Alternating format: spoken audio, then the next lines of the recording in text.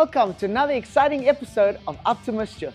In this episode, we see the crew working late nights to make progress on the golf.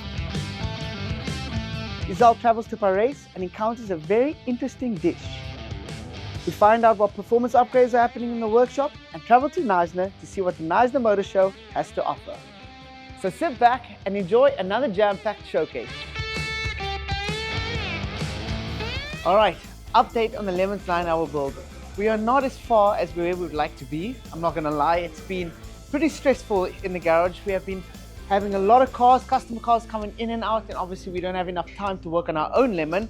But obviously every evening we got the guys behind us working hard at it. Let's see what Naeem and Herman have to say about the progress up until now.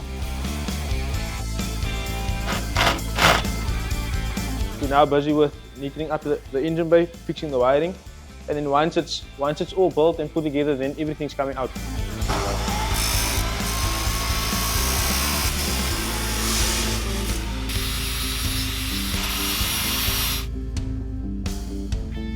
Once everything's been mocked up so that everything fits, we need to make sure the new turbo fits, the downpipe fits, everything fits. Then we'll take everything out, and then we have to drop the compression on the engine a little bit because we have to run pump petrol, so low octane fuel for this Lemons race. And so we can't have a turbocharged high compression engine. So then we will skim the pistons, put some thicker head gaskets in or whatever we need to do to drop the compression. This is the manifold that's going to go into the engine. The reason it's so long is because the intake runners on an MP9 manifold are quite long, so it looks a bit odd here, but it'll look good on the car. This is just to mock up for the turbocharger, so we're putting a small little diesel turbocharger on it, so that it'll boost really early. We're not aiming for a lot of power. So that will go into the back of the engine. This will be mounted on, that's why there's no flange yet, so we've got to decide what angle we want it, where we want it, how we want it, and that will be mocked up for next time, and then we'll weld everything together, and then the turbo will go away for refurbishment, and then we fit it and hopefully it'll work. So Nimpis, when is the race? The 6th of July. The 6th of July? I think we'll finish at 4 AM. The 6th of July. On the 6th of July. It's going to be cutting it close. We've got to run a whole workshop and build the car at the same time. That's a racing course. So it's going to be tight, but we should get there.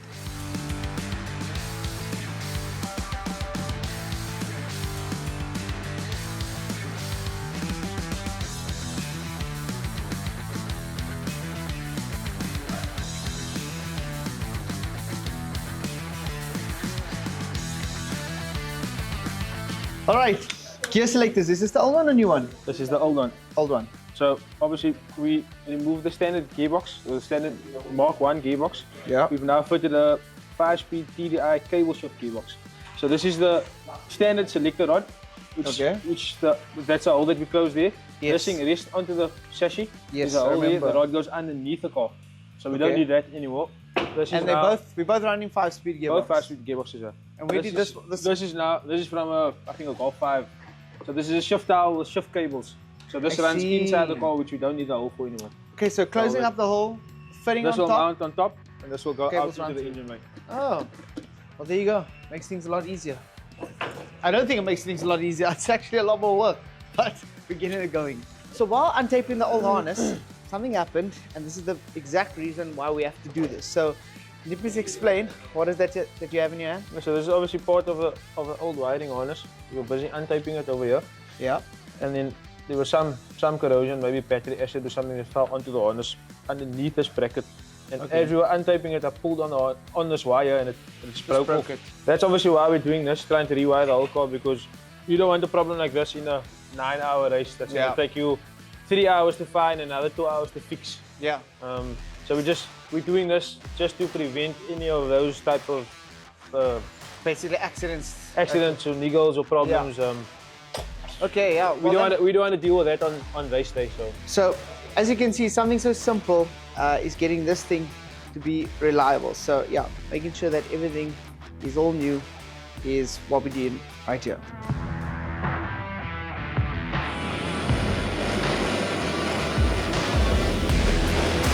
Just soldering a positive cable to the joint here. We don't obviously just twist it together and tape it because it can come apart. So if you add solder, it makes it like a proper connection. Proper connection. Yeah. And then you're just gonna. No, we'll tape it afterwards with heat shrink. Okay. Heat shrink to make sure that it's soldered. See now, you can't pull it apart. Oh, I see. But if you just twisted it without solder, you could Pull it apart. pull this thing apart. Oh, I didn't even know it was doing anything. It just looked like it was on fire. Whatever can go wrong in the 9 hour, we want to try and eliminate. So I see. whatever wiring can get damaged or whatever, we want to run it outside of the engine bay. Okay, it's so inside this fender Inside here. the fender well here, so that when we work it on the car, we can't damage any wiring. If the car catches a light, it's not going to melt any wiring. Okay. You know what I mean? And it's going to look nice. And it's going to look nice.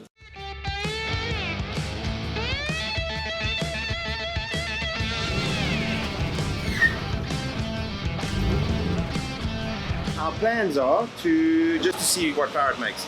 Because Warwick says that it battles to spin the wheels at the back. Are you going to try But I said he's got 260s 5s on. They might be a bit wide. So he just wants to see if it makes standard power.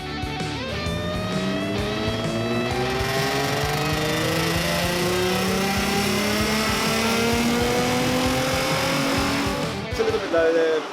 For exhaust, the standard one makes about 185.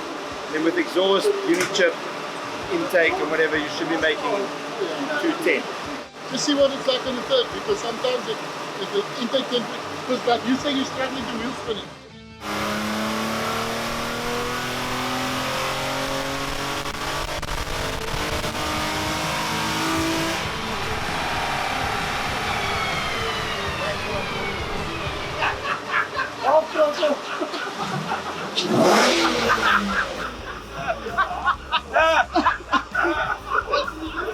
You ran after it.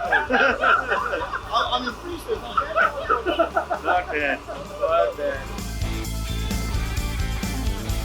As you can see, the crew is cutting it fine with getting Lightning McQueen ready. And we can only hope that everything falls into place. After the break, Izelle savors some traditional Afrikaans cuisine at the Plum Tree in Parys.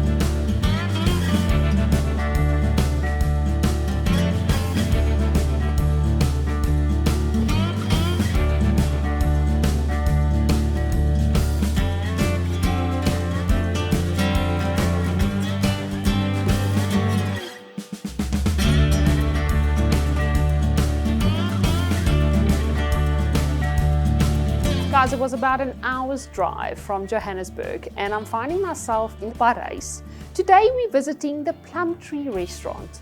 Vintage restaurant with authentic Afrikaans traditional good food. Let's talk to Sandra, the owner, to see what it's all about because it does have a deli side as well as a candy store.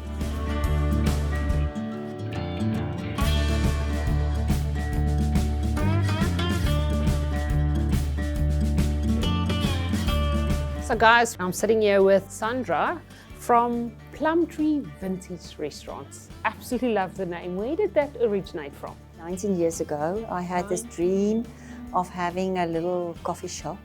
So I bought it as a little coffee shop with about 49 seats. It grew from a coffee shop to a restaurant and I had to do something different. And because I had all my family stuff in the shop here, I decided, you know what, I must do what my grandmother did. So I took Granny's recipes and we started with that thing. And then it changed into a vintage restaurant because of the interior and the menu. Well, you're definitely talking my language when it comes to the menu. We're going to talk about that in a minute because I've got so many questions for you. I love so many of the dishes that you actually have available. On the one side here, it's everything from biscuits to rusks, to sauces, to condiments, to spices. And on the other side, it looks like it's Willy Wonka's chocolate factory with all the sweets and everything that's happening on that side. Yeah, you know, like the fudges and the nougats are made by Dick Sweets. They are doing it since 1938. Still the same family, making the fudges and the fresh nougat. Every week we order and it's freshly made for us. The other sweets, if you can't find it here, you can't find it anywhere.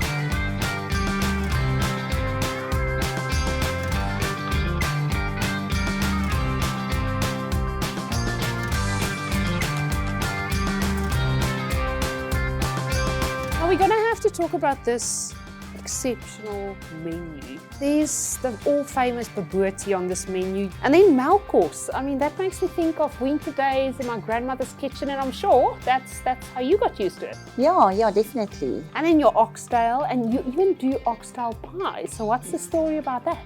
Yeah, many years ago, my late husband started a pub across the street, and there was no kitchen. So we had to find something that he can offer the customers, but only to warm up. So we decided, you know what about taking the most favorite meats in the shop and put it into a pie. So then we made the offal pie, the oxtail pie. At that time, I don't think you did get any offal pies, and it was really unique. It was so unique that Sari, of course, put it in their magazine, and that was for us very nice. Yes, I can imagine. Yes, yeah. And we're going to have to talk about the size of this coffee, because this is also a boerebeskyk. Like This a is a traditional boerebeskyk. When we talk about boerebeskyk, we talk about in Afrikaans koffie diva. Okay. Because it steals all the coffee out of your cup. Oh yes, of course, So because by once you dunk this beautiful rusk in there, half the cup of coffee is actually gone. No, that's the reason for the size. Okay. Yes, yeah. I love the attention to detail you put into things. I mean, with everything else on the menu, you even named some things like the biker's dream, because I'm sure Parys is a biker's dream to begin with, so why not come and stop here? Parys is a very famous destination for bikers and even car clubs. Parys is in the middle of most of the, it's an hour's drive from Joburg. It's an hour's drive from Klerksdorp. It's close to Potchefstroom. Kroonstad is not far away. So it's a very nice destination for people to meet. Yes. Yeah. And you even have the old Veal magazines. I mean, guys, this is from October 1981. I mean, I wasn't even born yet. And it was a whole 72 cents. I love the vintage elements you find in this shop. Did you collect them? Most of the stuff I had, yes. Not collect for like the reason for collecting, just very sentimental. So I've got a lot of magazines that was from my grandmother and my parents, and I just can't throw away anything. I do often find that something quite unique about the Afrikaans culture is we're very sentimental about things, very because sentimental. everything is telling a story. I can even show you with the Moor coffee here, if you see inside the little newspaper I've got there. This is from our local newspaper. So you even cut that out.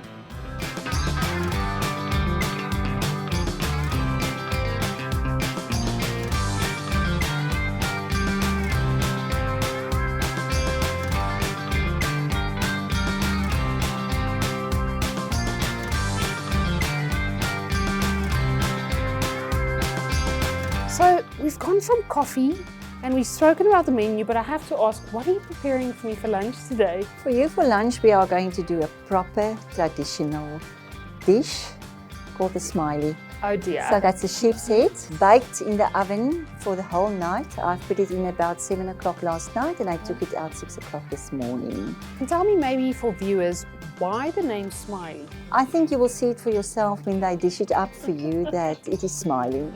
Oh dear. And tell me when it comes to sides? Sides will be some. When I overnight the smiley, there's a nice sauce coming out between the bones, so we will put that sauce on top of the some. And then pumpkin pie, very, very famous with all our dishes. People even also eat pumpkin pie for pudding here. And then green beans. Oh well guys, a smiling lunch with pumpkin pie and green beans. Oh my. Do you understand the smile? I do.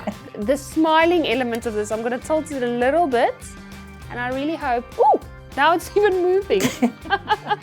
If you are in the area, or if you ever decide to come to Parys, you're going to have to come to the Plum Tree Vintage Restaurant for authentic, traditional Afrikaans food. Sandra, thank you very much. It's a pleasure. It was nice having you. I don't know if sheephead is my thing, but I can definitely lose myself in that candy store. After the break, I travel to Knysna, to the Knysna Motor Show, where I get to meet some incredible motoring enthusiasts.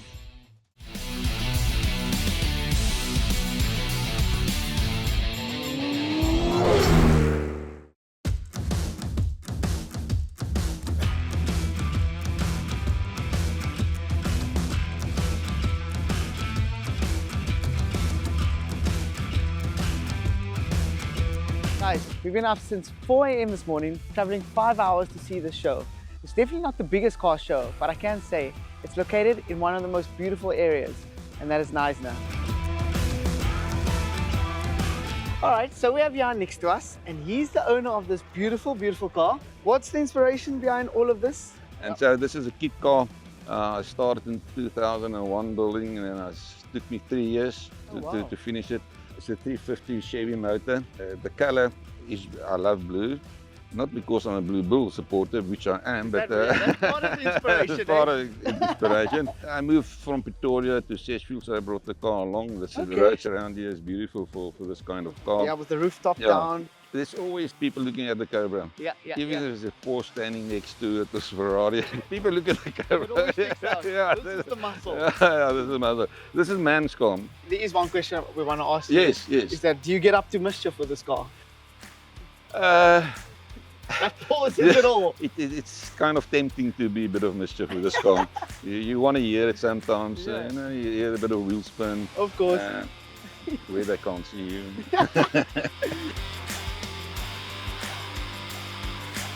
Well, now this is wild. This is why you come to a car show and see these special builds. Like they say, it's built, not bought, right? Yeah, exactly. And everybody, this is JP. Yeah. And he has his incredible Mercedes.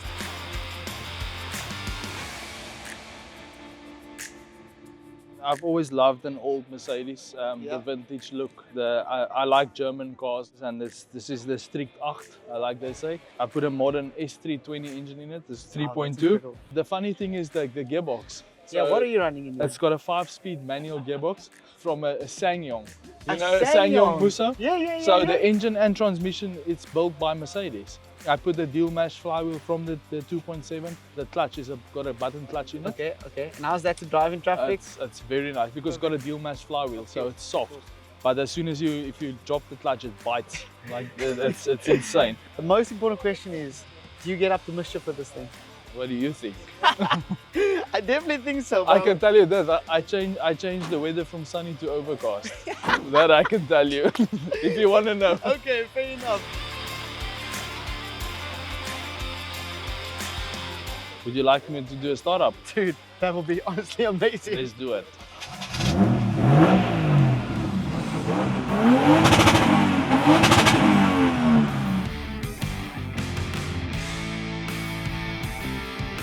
This is now what you call American muscle. Yeah, definitely. That's what it screams, eh? And yeah, I've built this car completely up. The whole look is, I call it, I know it's not a starch key and hutch car, but this looks like a starch key and hutch. It's the presence, when you walk up to it, it's so big. Yeah, and I've kept all the originals so it can be put back, even the rims, everything can be put back to it, even the filters, everything. But let me show you around here. Yeah, please. Oh, wow. Straight out of the build, we went to West Coast, we did a big trip with it, and it runs perfectly. There's not even an oil leak. So I just took it out of storage, and it was for 6 months in storage, and I literally climbed inside the car, switched the ignition on, pumped the fuel 3 times, pushed the button, and boop, and the car ran. I've got a love for muscle cars, I do, and they give you a good feel. You feel like Vin Diesel driving them. Yeah, definitely. And that noise and the feeling and the fuel smell and the. So look, it is cool cars, and if you press the throttle, the car goes sideways. And Okay, it's so it gives fun. you that whole experience. It's a fun car to drive, I must say. It really is. I'll start it up. It runs, Yeah, we would love to hear this, It man. runs beautiful. Old school, give it a little bit of a pump. Oh, that smell just takes you back there, eh?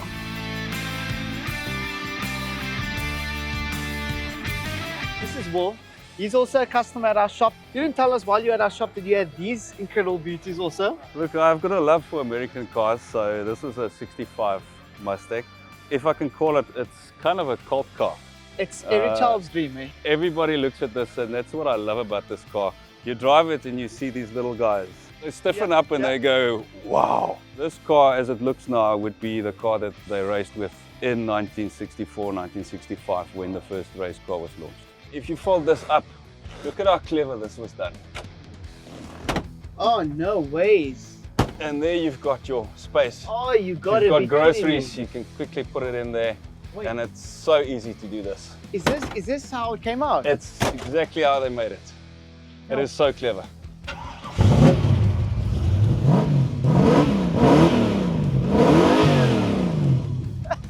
That's incredible, man. This is a 2017 Shelby GT500 Super Snake. In South Africa, there was only 3 built in 2017. And then what makes this car even more wonderful is this is the 50th anniversary series. This vehicle is running on a Whipple supercharger. It's a 5-litre V8, as you know. This vehicle is pushing out about 760 horsepower on the rear wheels. The thing of a Shelby is inside, so you still have heated seats inside here. Oh wow, that's you still have speed control, you know. A nice sound system in this car, but the moment that you start fiddling with the buttons inside of the car, it turns into a race car.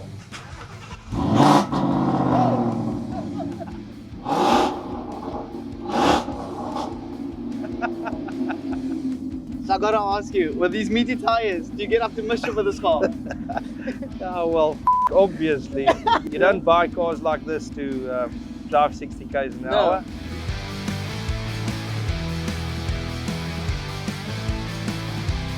From meeting Will, JP and Bernie and showing us so much love and car performance, we honestly can't wait to see what this car show offers us in the future.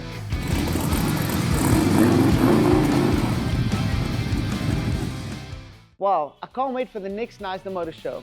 I hope you all enjoyed this episode of Up to Mischief. In the next episode, the crew completes Lightning McQueen and gets ready for the first test run.